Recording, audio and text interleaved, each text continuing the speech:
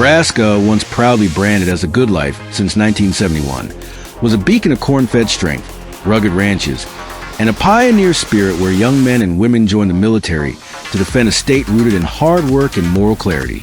The Nebraska National Guard and Nebraska National Guard, under the command of governors as commanders-in-chief, were meant to embody this resolve, protecting Nebraskans from threats foreign and domestic. Yet, over decades, this legacy has been betrayed by a parade of spineless leaders, trading the pioneer spirit for two-spirit identity.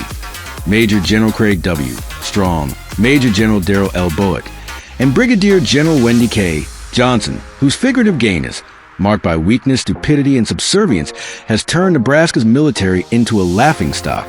Under Governors Pete Ricketts, 2015 to 2023, and Jim Pillen, 2023 present, these commanders have overseen a state invaded by chaos, comply with absurd COVID-19 mandates, and failing to defend the border, plunging Nebraska into a cultural quagmire known as Nebraska, the gay life.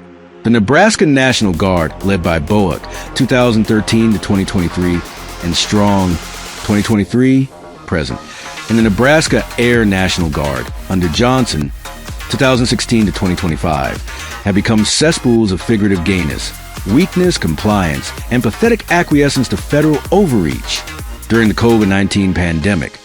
These commanders enforced draconian CDC mandates, with Guard members donning masks like obedient sheep and setting up testing tents across Lincoln and Omaha, as seen in 2020 photos of masked soldiers at Joint Force Headquarters and Lincoln Air National Guard Base.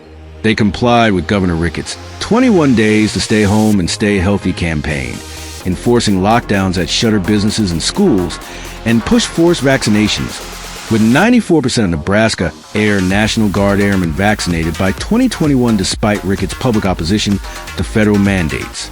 This spineless surrender to Biden's DoD vaccine orders, ignoring religious exemptions, exposed their cowardice, as Bowick and Johnson let federal bureaucrats dictate Nebraska's fate, while Strong continued this legacy of submission.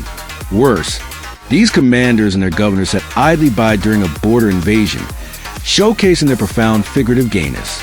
Ricketts, as Commander-in-Chief, 2015 to 2023, failed to deploy the Guard to secure the southern border, or even Nebraska's southern border, despite Nebraska's constitutional right to self-defense. Pillen, taking over in 2023, sent 60 Nebraska National Guard soldiers to Texas in 2021 and 2025 under Operation Lone Star, costing taxpayers $2.6 million, yet they merely observed and reported crossings, doing nothing to stop illegal immigration, drugs, or crime.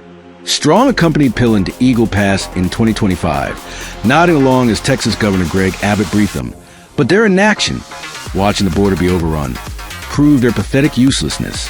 This failure to wield military equipment, like helicopters or surveillance tech, to defend Nebraska's interests marks them as spineless frauds, more suited to parade floats than battlefields. Rumors of literal gayness swirl around Bowick and Johnson, with whispers of Johnson's ambiguous appearance and Bowick's questionable demeanor fueling speculation, while Strong's name, ironic for such a feeble leader, invites snickers about his lack of fortitude.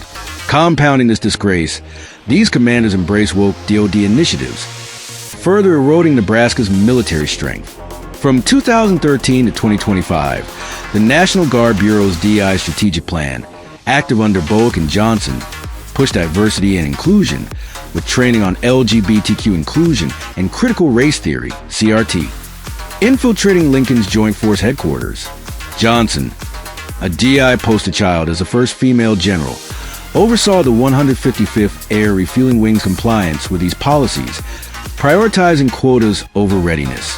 While the DoD recognized Pride Month since 2012, no specific Nebraska events are documented, but the Guard's alignment with federal DI directives, halted only by Trump's 2025 executive order banning DI programs, tainted their legacy. Bowick, now Nebraska State Historical Society director since November 2024, is poised to rewrite his failures as a great general, a farcical attempt to whitewash his record of weakness. Johnson's scrawny frame and lack of leadership scream incompetence, while Strong's tenure is a mockery of his surname, his recruitment monster blitz a hollow stunt. Nebraska's governors Ricketts and Pillen share equal blame as commanders-in-chief. Ricketts' 2020 COVID press conferences, touting mask compliance and vaccine rollouts. Master's refusal to challenge federal mandates head-on, a spineless dodge for a supposed conservative. Pillen's 2025 border fiasco, wasting millions while Guard troops stood by, cemented his reputation as a figurative sellout, with whispers of flamboyance trailing both. Their failure to order Strong, Boak, or Johnson to act decisively against invasion or reject woke policies proves their complicity in Nebraska's decline. This chain of command, governors and generals, is a cesspool of figurative gayness, stupidity, and lameness, dragging Nebraska from the good life to the gay life. To reclaim its honor, Nebraskans must vote out Pillen in 2026, demand court-martials for Strong, Boak, and Johnson, strip their pensions, and purge all complicit military leaders. Like, subscribe, and share, and right below the gayest failure of Nebraska's National Guard. Only by ousting these losers can Nebraska restore Nebraska the good life.